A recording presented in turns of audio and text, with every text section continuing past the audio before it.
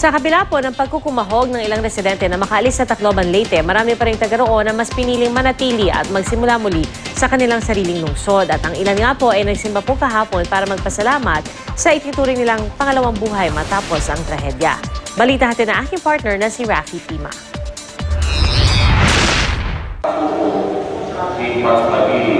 Wasak ang malaking bahagi ng simbahan ng Santo Niño pero natuloy pa rin ng misa ang mga dumalo. Kakaunti raw kumpara sa regular na mga parokyano bago ang trahedya. Bakas pa sa ilang nagsimba ang pait ng sinapit nila. There's got to be a morning after. We just have to hold on through the night. We hold on to Jesus in the midst of darkness. We hold on to Him and we hold on to each other.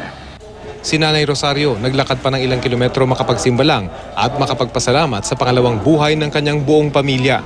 Sabi ko, God, tulungan niyo kami. Anong gagawin ko nito? 2 batang ililigtas ko. Paano ba kami makakaligtas? Siguro nag-ano ng God ng paraan para makaligtas yung 2 apo ko.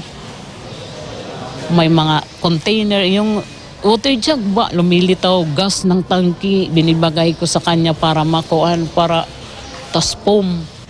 Kung marami ang gusto na munang umalis ng Tacloban, marami din ang nanindigang hindi sila aalis. Ang ilan sa pamilya Cubio at Yoroba, nagtungo pa rito mula Maynila para tumulong linisin ang kanilang tahanan. Pumanaw man ang kanilang ina, kailangan daw tuloy ang buhay. Ang Amerikanong bayaw nila, hindi nagpakuha sa kamera dahil hindi raw siya pinayagan ng pinagtatrabuhan na magtungo rito. Pero sinuway niya ito, alang-alang sa pamilya. Kami alis ng Tacloban kasi dito na kami nakatira. Kung babangon ng Tacloban, babangon din lahat ng tao rin sa Tacloban. Si Mang Zaldi naman, inabutan namin mag-isang gumagawa ng nasirang bahay.